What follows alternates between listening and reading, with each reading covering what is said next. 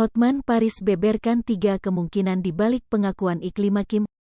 Hotman Paris menduga ada 3 kemungkinan yang menyebabkan Iklima Kim mengaku ke publik jika dilecehkan. Salah satunya yakni dugaan sengaja pansos.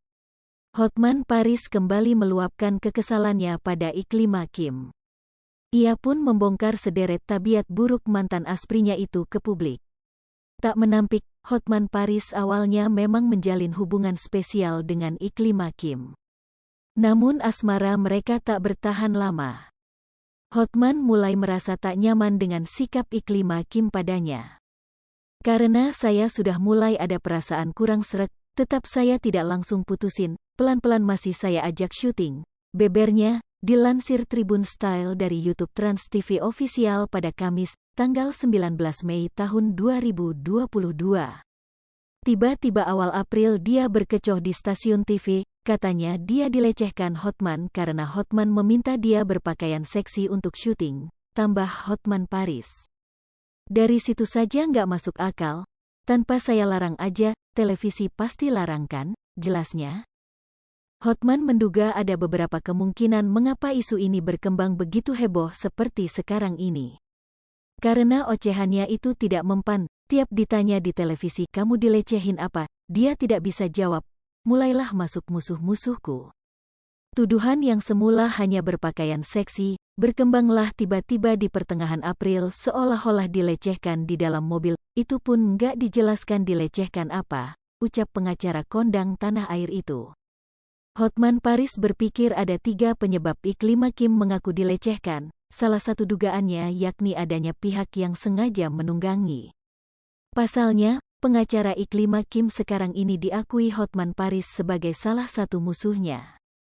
Makanya saya bilang, hanya ada 3 kemungkinan, ini cewek perlu konsultasi ke psikolog, pansos, atau memang dimasuki oleh musuh saya, ucapnya. Karena semua tuduhannya belakangan ini, berkembang sesudah dia ada pengacara yang kebetulan pengacara itu dendam sama saya, pungkas Hotman Paris.